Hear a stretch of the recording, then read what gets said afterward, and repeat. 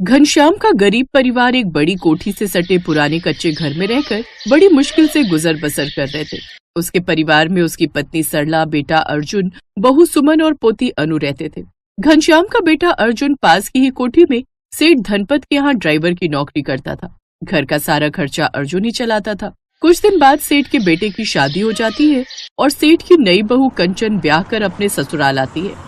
ओह God अनंत, ये तुमने किसी ड्राइवर रख लिया है? देखो तो कैसे गाड़ी चला रहा है। इस महंगी गाड़ी को भी बैलगाड़ी की तरह चला रहा है। वो भाभी जी, ठंड का मौसम है तो कोहरा ज्यादा है, इसलिए गाड़ी धीरे चला रहा हूँ। ए दो कौड़ी के नौकर, ये भाभी जी किसे कहा तुमने? मैडम या मालकिन कहने की आदत डाल लो, समझे?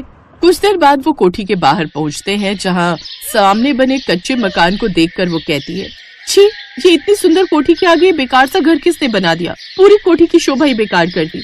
गृह प्रवेश के बाद वो अंदर जाती है तो वहीं अनंत अपने ड्राइवर से जाते हुए कहता है, अर्जुन, कंचन की बातों का बुरा मत मानना, वो जरा मुंह फट सी है। और हाँ, शाम को हमारी कोरल बैंक्वेट में रिसेप्शन पार्टी है, तो तुम सब आ जाना, ठीक है? जी साहब।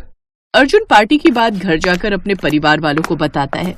साहब ने हमें पार्टी में बुलाया है, लेकिन खाली हाथ जाना ठीक नहीं रहेगा। तो आप टेंशन क्यों लेती हो माँ? सुमन है ना, अपनी सुमन कितना अच्छा केक बना लेती है, वही बना कर ले चलेंगे।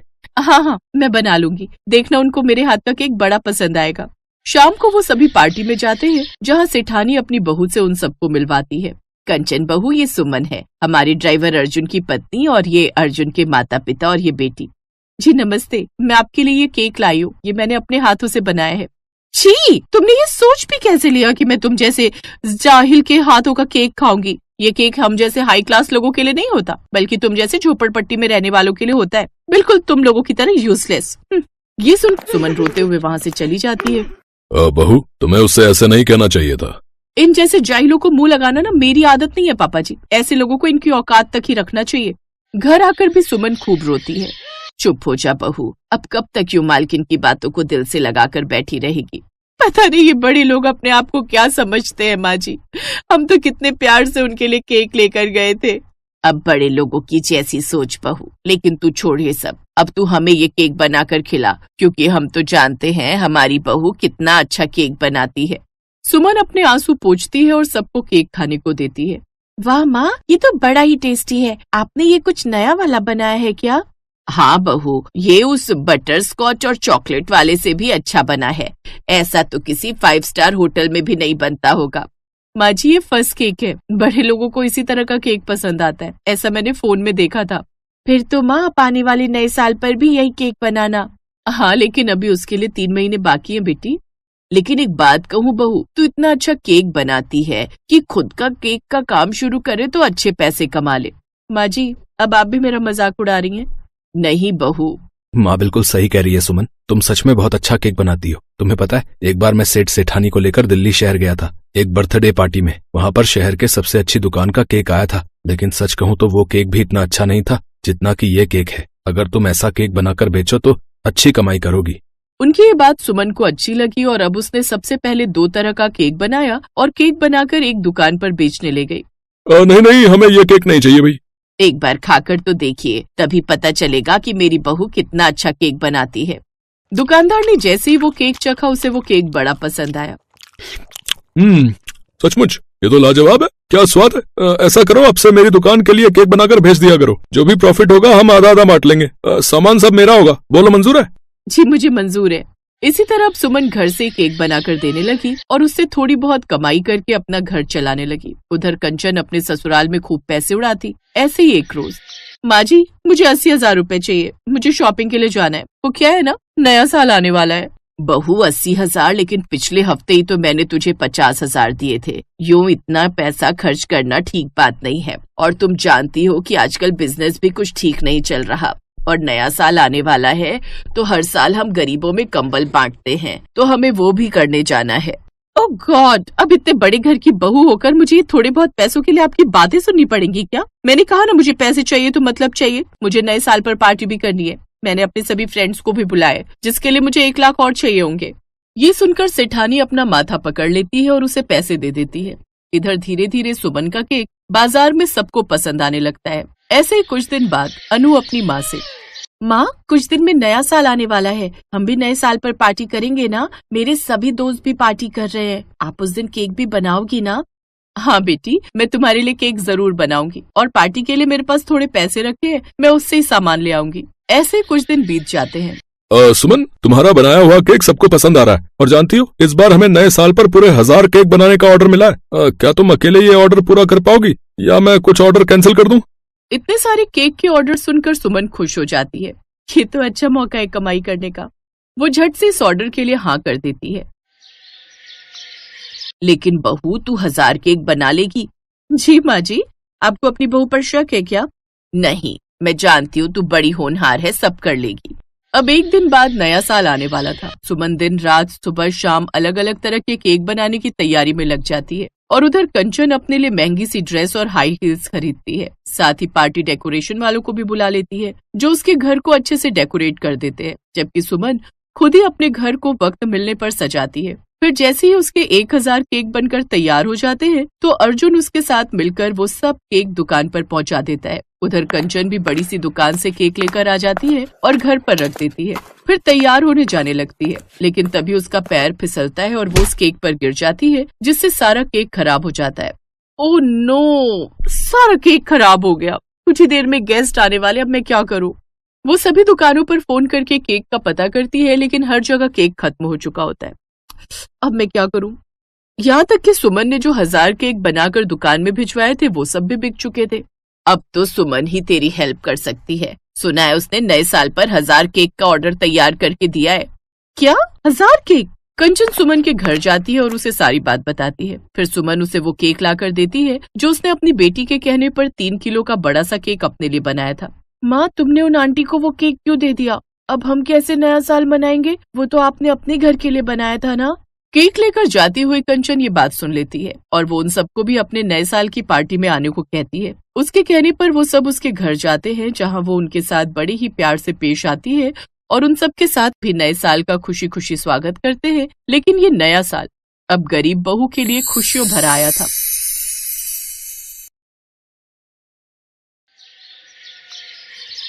सलोनी एक अमीर घर की लड़की थी। रोहित और उसकी लव मैरिज थी। रोहित की फैमिली ठीक ठाक थी। रोहित के पापा रमेश कुमार एक बार काफी बीमार पड़ गए। उसके बाद से रोहित ने अपने पापा को काम करने के लिए मना कर दिया और छोटा भाई अभी पढ़ाई कर रहा था, इसलिए घर में कमाने वाला रोहित ही था। रोहित, ये क्या? तुमने मुझे सिर्फ 500 रुपए पकड़ाए हैं। तुम्हें पता भी है ब्यूटी पार्लर का खर्चा कितना है? कम से कम भी लगाओ तो 10,000 मुझे चाहिए। सलोनी, 10,000? कैसी बातें कर रही हो? 1000-2000 की बात और है, वो भी मैं तुम्हें बड़ी मुश्किल से निकाल कर दूंगा। पर 10,000 रुपए तुम सिर्फ पार्लर में खर्च कर दोगी तो मुझे तो बाकी घर का खर्चा भी देखना है ना। काश मैंने पापा की बात मान ली होती और तुमसे शादी न की होती, तो आज मैं अनमोल के साथ कितनी अच्छी लाइफ बिता रही होती। आखिर तुम्हारे मुंह पर वो बात आ ही गई ना कि अनमोल एक पैसे वाले खानदान का लड़का है। खैर छोड़ो, अब ये सब बातें करके मेरा मन मत दुखाओ। मैं पहले ही बहुत परेशान हूँ। पापा को दवाई दिलाने लेकर जाना है, मैं अभी जा रहा हूँ। शादी के बाद रोहित और सलोनी के रिश्ते में खटास आने लगी, जिसकी सबसे बड़ी वजह सलोनी का एक अमीर खानदान की लड़की होना। सलोनी की फरमाइशें बहुत बढ़ती ही जा रही थी, जिन्हें पूरा करना रोहित के हाथ में नहीं था। पर रोहित अपनी तरफ से पूरी कोशिश करता था कि वो किसी भी तरह सलोनी को खुश रख सके। माँ, सलोनी कहाँ है? बेटा, सलोनी तो बाजार गई हुई है।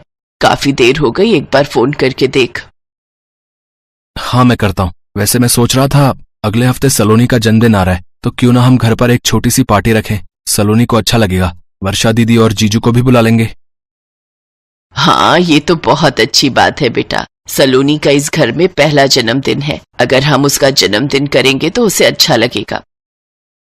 रोहित बेटा, एक काम कर, मेरे जो मित्र हैं उनका केटरिंग का काम है, वो घर में पार्टी की अच्छी व्यवस्था कर देंगे। मैं उन्हें फोन मिला देता हूँ। तभी सलोनी आ जाती है। एक सेकंड पापा जी, बर्थडे मेरा है तो पार्टी की प्लेस और पार्टी की सारी अरेंजमेंट्स भी मैं ही डिसाइड करूंगी। ये आप जो कैटरिंग और घर में पार्टी का बोल रहे हैं, ये मेरे स्टेटस में नहीं है। मुझे अपने तरीके से अपना जन्मदिन मनाने की आदत है और मैं पहले ही 7 स्टार होटल में बुकिंग करके आ चुकी हूँ। और हाँ, टेंशन लेने की कोई जरूरत नहीं है। सारा अरेंजमेंट मेरे पापा देख रहे हैं। उन्होंने मुझे अपना क्रेडिट कार्ड दे दिया था, मैं उससे बिलिंग करके घर आ रही हूँ। बस आप सब तैयार रहना मेरे बर्थडे की शाम 7 स्टार होटल में पार्टी है, तो आप सभी थोड़ा अच्छे से बनकर चलिएगा, मेरी इंसल्ट ना हो बस।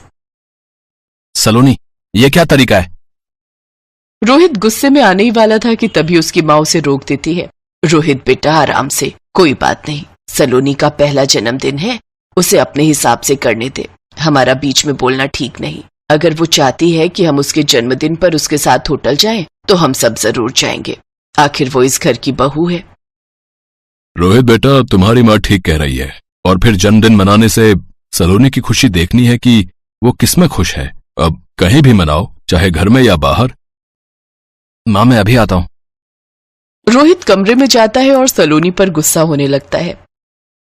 सलोनी, मैं कोशिश कर तो रहा हूं कि तुम्हें हर तरह से खुश रखूं, पर तुम हो कि बीच में अपने घर वालों को ले आती हो। तुम्हें क्या जरूरत थी 7 स्टार होटल में इतनी बड़ी पार्टी रखने की? तुम मुझे कहती तो मैं तुम्हारे लिए किसी अच्छे रेस्टोरेंट में बुकिंग कर देता, पर तुम हमेशा अपनी अमीरी का रौब दिखाती हो। सलोनी, ये सब ठीक नहीं है। अरे ठीक कैसे नहीं है? तुम जानते हो मेरे बर्थडे के लिए मेरे घर में सबको बहुत इंतजार रहता है। मेरी फ्रेंड्स, मेरे फैमिली मेंबर सब मेरा बर्थडे बहुत धूमधाम से मनाते हैं। एक तो मैंने तुम्हारे घर वालों की इज्जत बचाई है, सब मेरे से बर्थडे पार्टी के लिए कह रहे थे। अब मैं यहाँ छोटे से घर में तो किसी को बुला नहीं सकती थी, और तुम्हारे पापा की बात सुनकर तो मुझे वैसे ही हंसी आ रही है। पता नहीं कौन सी कैटरिंग की बात कर रहे हैं। बस अब मेरा मुंह मत खुलवाओ, और तुम लोगों को मैंने बोल दिया है, मेरे बर्थडे वाले दिन शाम को अच्छे से रेडी हो जाना। इसके बाद मुझे इस बारे में कोई बात नहीं करनी। सलोनी के व्यवहार से रोहित और उसके माता पिता थोड़े दुखी थे, पर सलोनी अब उनके घर की बहू थी, इसलिए उन्होंने ज्यादा कुछ नहीं कहा। सलोनी अपनी ननद वर्षा और उसके पति को भी बर्थडे के लिए इनवाइट करती है। सब लोग खाने की टेबल पर बैठे हुए थे। रोहित, ये क्या, माँ जी ने शॉल ओढ़ रखी है, वो तो ऐसे कपड़े पहनकर आई है जैसे दिसंबर की ठंड हो। तुम्हें पता है गर्मी का मौसम है और ये शॉल ओढ़कर आ गई है। सलोनी, माँ को एसी में बैठने की आदत नहीं है, और यहाँ फुल एसी चल रहा है। माँ ज्यादा देर एसी में नहीं बैठ सकती, पर वो तुम्हारे लिए यहाँ आई है। अब यहाँ तो काफी समय लग जाएगा, और एसी में उनसे बैठा नहीं जाएगा, इसलिए मैंने ही उन्हें बोला था कि वो कोई शॉल रख ले। इसमें हर्जी क्या है? सलोनी बेटा, जरा इधर आना। आई पापा। सलोनी बेटा, केक कट चुका है।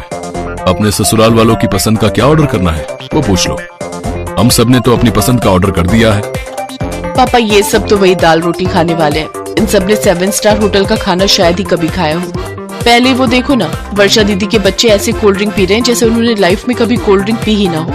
सच, कैसे गवार ससुराल वालों को बुला लिया मैंने अपनी बर्थडे की पार्टी में। तभी वर्षा वहां से गुजरते हुए सलोनी की बात सुन लेती है, और वो अपने दोनों बच्चों को समझाकर बैठा देती है। रोहित के मम्मी पापा ज्यादा हैवी खाना नहीं खाते थे, तो उन्होंने दाल और चपाती ही खाई। रोहित का मन थोड़ा खराब था, और वर्षा भी सलोनी की बातें सुन चुकी थी, पर सलोनी के बर्थडे की वजह से कोई कुछ बोल नहीं रहा था। कुछ देर बाद उसे उसके दोस्त दोबारा डांस के लिए बुलाने लगते हैं। सलोनी, आ ना यार, थोड़ा और डांस करते हैं, तेरा बर्थडे है, कितना मजा आ रहा है यार। यार बहुत थक गई हूँ, इतनी देर तो तुम लोग के साथ डांस किया है। अच्छा ठीक है, चलो। सलोनी जैसे ही दोबारा डांस के लिए उठने लगती है, अचानक चेयर के कोने से उसकी ड्रेस फंस जाती है और पीछे से पूरी फट जाती है। सलोनी एकदम से बैठ जाती है। अब यार, मेरे ना पैर में एकदम दर्द हो गया है, एक काम करो, तुम लोग करो डांस, मैं अभी आती हूँ। सलोनी बेटा, मैं जरा तुम्हारे पापा के साथ रिसेप्शन पर होकर आती हूँ, तुम्हें काम तो नहीं है ना? नो मॉम, मैं ठीक हूँ, आप हो आओ। काफी देर तक सलोनी चेयर से जब नहीं उठी तो रोहित परेशान हो गया। क्या बात है सलोनी, तुम इतनी परेशान क्यों हो रही हो? मुझसे तो कह सकती हो। रोहित, मेरी ड्रेस पीछे से फट गई है, और वो इतनी ज्यादा फटी है कि मैं उठ भी नहीं सकती। अब सबसे मैं क्या कहूँ कि मैं क्यों नहीं खड़ी हो सकती? बहुत देर से सब मुझे बुला रहे हैं, मुझे कुछ समझ नहीं आ रहा मैं क्या करूँ। रोहित अपनी माँ और बहन से इस बारे में बात करता है। वो लोग सलोनी के पास जाती हैं। सलोनी बेटा, तुम चिंता मत करो, ये लो, तुम मेरी शॉल ओढ़ लो, तुम आराम से खड़ी हो सकती हो। रुको, मेरे पास ये केशवी का रबर बैंड है, मैं इस शॉल को थोड़ा स्टाइल में तुम्हें पहना देती हूँ। आजकल रील में आता है ना अलग अलग तरीके से शॉल को पहनना, मैं उसी स्कार्फ के स्टाइल में तुम्हें पहना देती हूँ। वर्षा सलोनी को स्कार्फ की तरह शॉल पहना देती है। सब लोग सलोनी को इस नए लुक में देखकर उसकी बहुत तारीफ करते हैं। किसी को ये पता नहीं था कि सलोनी ने आखिर इस स्कार्फ की तरह शॉल क्यों पहना है। अरे वाह सलोनी, ये शॉल का स्टाइल तो बहुत ब्यूटीफुल लग रहा है। वो मुझे थोड़ी ठंड लग रही थी, इसलिए माँ जी ने अपना शॉल मुझे दे दिया और वर्षा दीदी ने इसे स्टाइल में पहना दिया। बहुत केयरिंग है मेरे ससुराल वाले, मेरी बहुत केयर करते हैं। आई एम वेरी लकी कि मुझे इतनी अच्छी ससुराल मिली है। थैंक यू माँ जी, थैंक यू दीदी। सलोनी समझ चुकी थी कि वो घमंड में आकर अपने कितने अच्छे ससुराल वालों का मन दुखा रही थी। सलोनी अपने व्यवहार को बदलती है और उस दिन से वो अपने ससुराल वालों को बेहद प्यार और सम्मान देने लगती है।